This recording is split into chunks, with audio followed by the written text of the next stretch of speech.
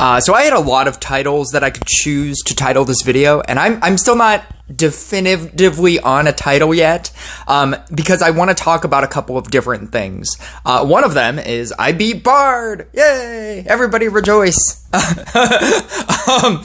It's a much better looking deck than what I have, and I ended up beating it.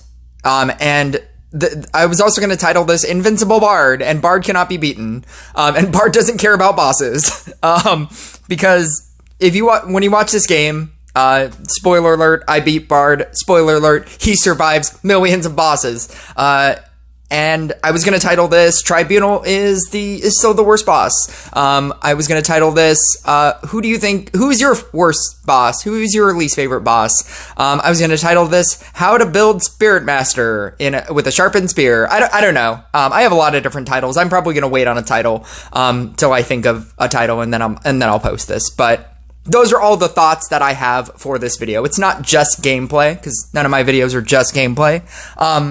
But this is a Spirit Master deck that has evolved over the course of time. Basically, ever since this patch dropped, I have been testing out different kinds of Spirit Master decks. I've tried Gadget, I've tried Mari, I've tried Amulet of Growth with Night Statue Covenant. This is Night Statue Sharpened Spear. I've tried Amulet of Growth with Covenant. I've tried I've tried Covenant with Magic Amulet, because Amulet of Growth is impossible. This is currently using the Technogenic Society buff. This thing needs to go away, but it's making me a better Blade Dancer.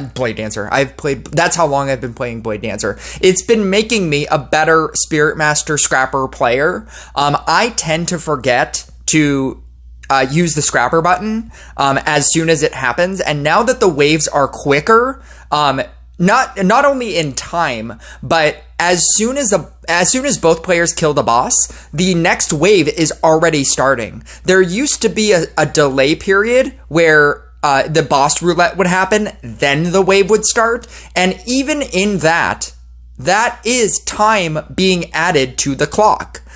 That's why waves are so much quicker now, because they're just constantly flowing. As long as both players kill the boss, as soon as that happens, the wave just starts. There's an overlay where the boss roulette happens, but there is no actual in-game delay anymore. I don't know if they're going to mess with any of the cooldown periods, because that's definitely affecting cooldown periods. So Illumination, Scrapper Recharge, Monk Recharge, that would be Monk Recharge, different things that are on timers, that's affecting that as well. That's a side note. That's another thing that I wanted to talk about in this video, because that also matters, because right now, because my scrappers are upgrading because of Technogenic, I have to constantly be up on my pressing the button so that my scrappers don't just get out of hand, and they definitely get out of hand. But this is a Sharpened Spear variant so that I would be able to run a Growth Tile. Now that Growth Tile minuses 2% every single round, you have to keep using the Growth Tile. But it doesn't normally happen where you can use the Growth Tile on where you're, if you decided to do double stacks on Covenant of Veteran, because that's what you would normally want to do. You would want to do a Scrapper in the middle of two Night Statues so that they can both get stacks at the same time. But if the Growth Tile isn't that square, then what you end up having to do is merging onto a Growth Tile and merging onto a Night Statue every single round in order to build up both things or keep them both up. And when the rounds become 30 seconds in triple bosses, sometimes that's not possible. So then you start losing out on one if you can't do both, and it starts to just become like this brain challenge impossibility. And then you're also trying to save space for witch merges so that you can put witches on the board. It gets insane. Which is why I tried Magic Amulet with Covenant of Veteran, And I just don't, I think you lose out on so much power when you have a very good growth tile. And I have a very good growth tile, or an Amulet of Growth. I have like 120%, I believe. And I think it goes, or max is 120%. And then I have it at 58 and 58. Max is 120%, 60 and 60. And to lose out on that amount of like bonus damage and to use something that's like 25% damage, or 50% damage as it were, is much worse. And so I figured that I could probably use Sharpened Spear and not care so much about Night Statue stacks. I can still do Night Statue stacks with the Sharpened Frenzy build of this deck, but a much more flexible version of the Blade Dancer Sharpened Frenzy deck. And I could probably do that, utilize most of the growth tile squares, and then leave a scrapper on the other growth tile, and then just constantly build that way. I love it. I'm telling you right now, I love this deck. With all of the different variations that I've done, I love this version of this deck. So I thought we would do a little, what's it called? A little exercise here. This is currently my, in the game that I'm about to show you, this is, the build. This is my floor plan. And the thing that happens with every game that I ever play, and this is to make you a better player, you have to come up with a plan as soon as you see the screen. Because the quicker that you can come up with a plan and execute that plan, that's how you'll win. Because if you keep changing your plan, or if you don't have a plan, like just in general, and you're just summoning in randomly, if you don't have a plan to build your field on, like that would be the most optimal thing. What will happen is you just die and you can't set up, and you just keep scrappering wrong things. Or things that, things keep, when you do your scrapper hits, they will upgrade things that you were then going to scrapper, and it's just useless. And that will happen anyway, but the more you know about what your plan is going to be, the better. So essentially, because I'm using Sharpened Spear, I like to look at or lines. So, obviously, this bottom one, I'm getting two squares, and then these two, I'm getting the one square. The thing about this is that I love when tiles are adjacent like this. It makes it very easy to build a Spirit Master here, and either a Witch here or a Witch here.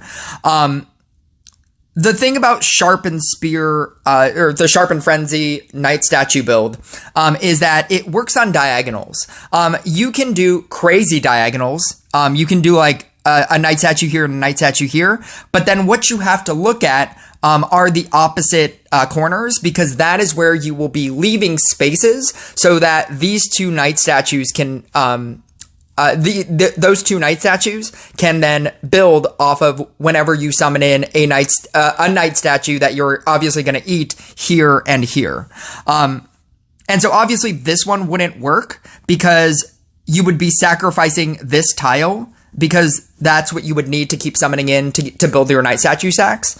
And so you can build it crazy like that, and you can do like a full board, Night Statue build, but you don't have to. And the thing about it is, if I build a Night Statue here and here, I'm already gaining access to both of these squares and this square. At which point I can sacrifice this square. And then if I do it the opposite way, if I build a Night Statue here and here, I'm getting these squares. I'm getting these squares, and then I'm building it that way. But then I'm losing this square. And it just kind of like, and essentially you just have to figure out which one you're willing to sacrifice that one, and then on the other one, on the other square, utilize the you place the scrapper there, and then that just becomes your ditch square, and then you can just continuously build and get rid of scrappers right there. This is what I end up doing. And I have I have the 2 knight statues right there. This witch tile, I'm sorry. Let me go into edit here. This witch right here is I immediately, I'm just leaving it on the field at this exact moment in order to summon in a different witch. I have these 2 knight statues. I'm bouncing off of these 2 tiles. This is my ditch square. I'm able to utilize this square, and this square because of the knight statues. This witch is problematic. Witch doesn't do a lot of damage, so it's not, because it's not a damage unit. So I wasn't completely angered that, like I was using that, but I was obviously using that so that these 2 Spirit Masters could be buffed by the witch. Which makes this one redundant, but if I just stayed with this one, it would buff these 2 Spirit Masters, and then if I placed this witch, there's so much going on here. I'll start deleting. If I placed this witch in this spot and moved this Spirit Master over here, I feel like I would have gotten the same amount of power that I currently have on the field, but I wouldn't have a witch healing the board. I would still have this witch touching these 2. I would have this witch right here, over here, so it would still be touching this one. And then I would actually, if I moved this Spirit Master, got rid of this one, and put it over here, I would actually have more power. Oh, no, I'm sorry. It would be the same power because currently, I'll start deleting all of this again. Currently, this witch is touching this one, so it would just be the same amount of power if it was over here touching a witch that was right here. And then, essentially, this deck needs 2 trappers. It never needs more than 4 Spirit Masters. 4 Spirit Masters is actually really good. It needs 2 trappers, and then just really good witch spots. If you can use a witch to touch like 2 spots, that's optimal. If you can use it to touch 3 spots, that would be even greater, obviously. Actually, could I have done that too? I obviously could have done a Spirit Master here instead of here, and then all of this would be touching. Yeah, see, these are the decisions that you have to make. These are the micro decisions that you have to make in order to play these games. Because all of these decisions matter. Had I switched spots, had these 2 switch spots, I would have more power. And you lose out on power if you don't build correctly. And the quicker that you can build, that is what's going to make you a better player.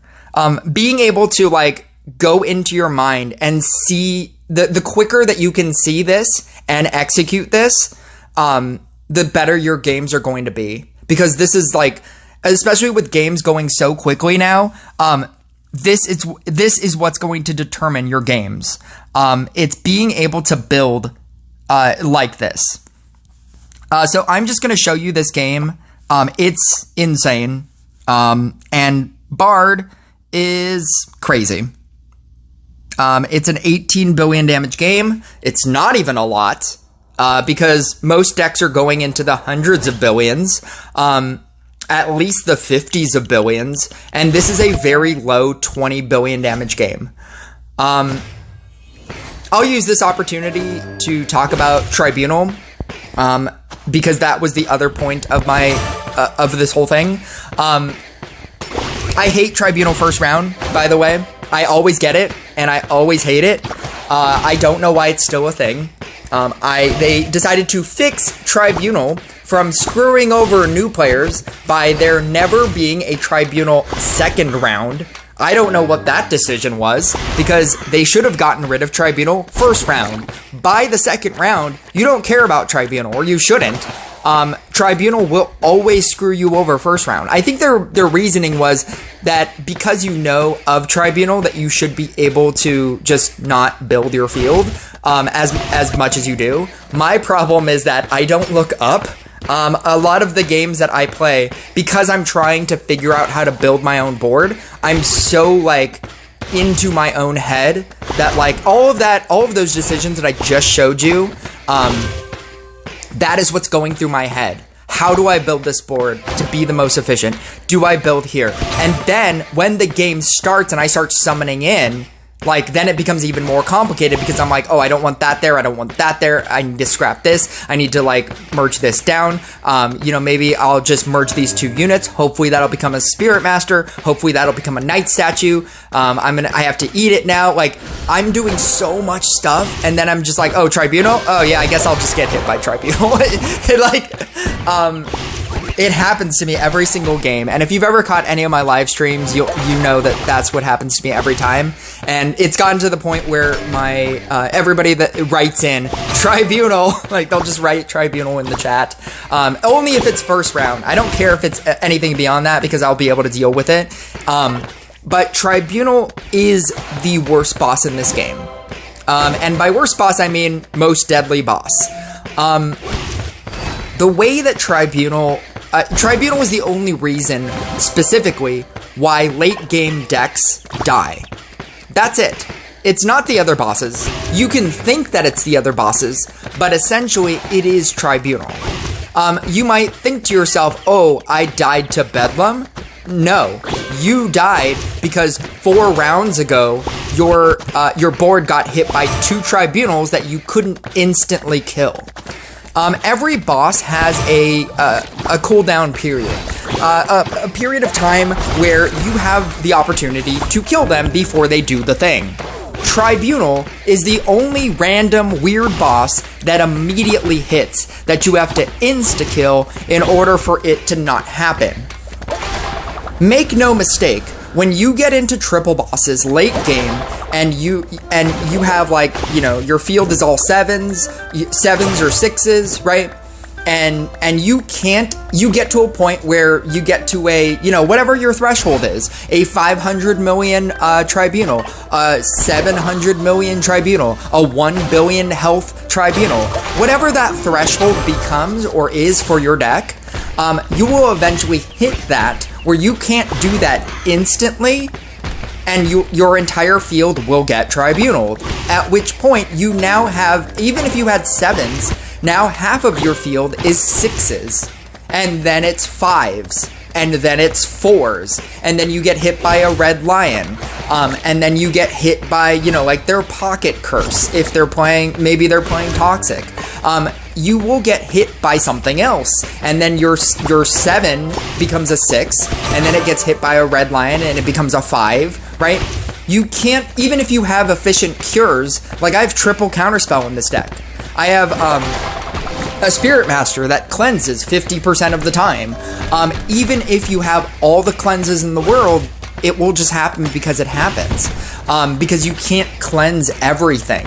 Because at a certain point in the game, when you're getting like Dark Priestess and King Pudding, and Red Lion, and if they're running Enchant Sword, and you're getting Enchant Sword debuffs, or you're running Harlequin, and you have your own Harlequin debuffs, it just happens.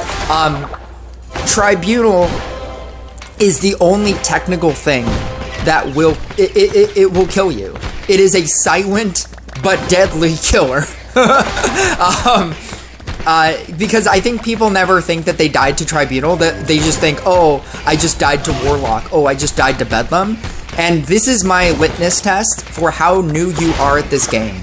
It's if you're asked, like, what is the most deadly boss, and you think Bedlam, and no, most players will die to Tribunal. It's another reason why Zeus is so good. Zeus is so good is because if you build on those 4 tiles, the 4 Zeus tiles that have the ability to level up, you will be able to instantly level up your cards, as well as if you also have Scrapper, Scrapper will also instantly level up your cards, or theoretically level up your cards.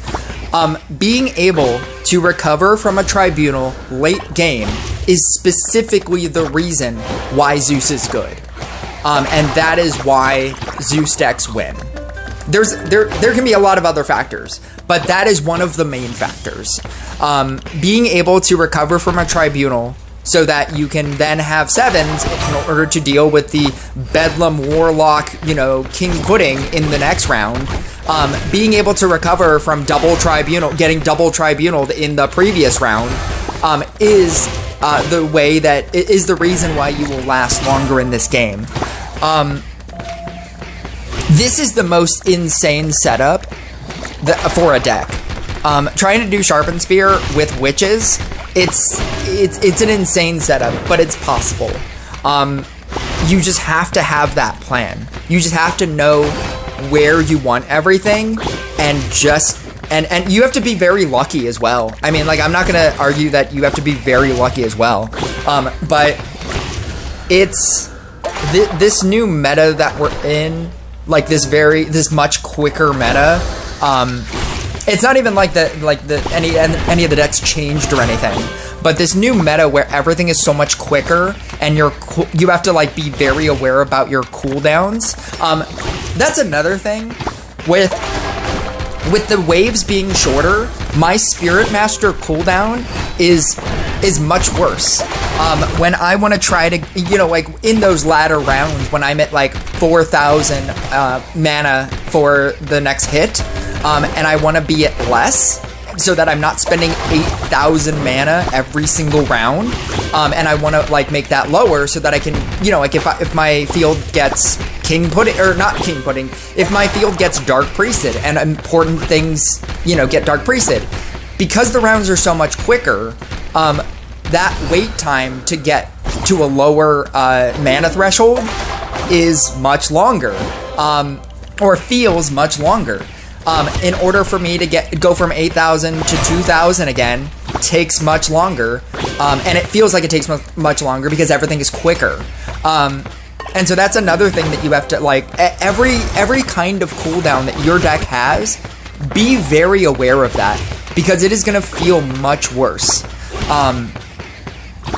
And that was a weird unintended consequence of that they never talked about, and I don't know if they're going to address. I know when they were making the current rounds, like triple boss rounds, 30 seconds, they realized this, and then they messed with some of the cooldown times, so that things were quicker.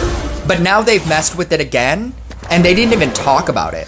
And it's definitely going to affect your game. This roulette happening while waves are already happening, that's 2-3 seconds of time that you used to have, and now you don't have it anymore. Your hero cooldowns are going to be longer because you won't get as many hero power activations. But yeah, these are all just things to think about while playing this game, and I'm just going to let the rest of this game play out. And yeah, just count the amount of bosses that affect this guy, because it's a lot, and he just keeps on trucking.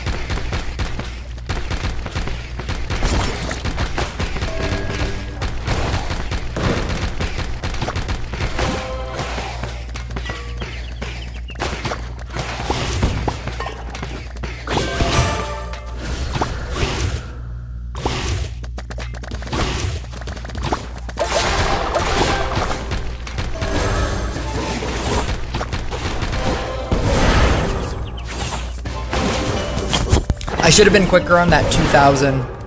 I was like, hit the 2000, hit the 2000. There are so many things that you're thinking about. When I lost that level 4, there was no reason for me to lose that. If I hit that 2000 button, I would have saved it, and I did it like a second too late. There's so many things that you're thinking about. And sometimes, like, it's easy for me to, like, look at it right now and be like, how come you're not hitting the 2000? Play this deck. There are so many things that you're trying to think about. And sometimes things just get away from you. And that's what will cost you the game.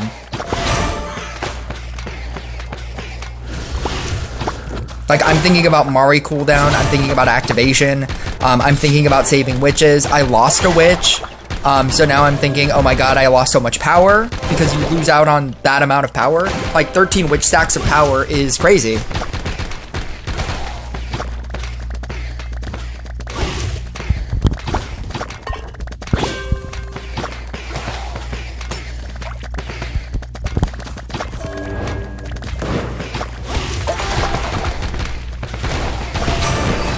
It was about right here where I thought that he was definitely gonna lose. Like, he has all these random, like, knight statues out. He doesn't have a lot of... I guess he has the Ford Bards. But he has these, like, random knight statues. So he has inactive ones. He doesn't care. He's like, I don't care. I'm Bard. I can do anything. I can do what I want. Whatever. I do what I want. that's what Bard is. Look at this. I don't need knight statues to be active. Who cares? I can survive through anything.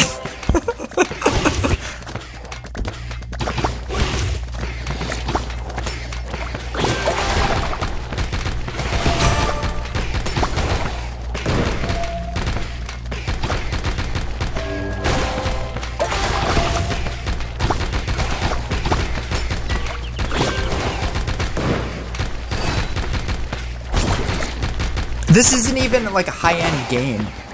This is 18 billion damage.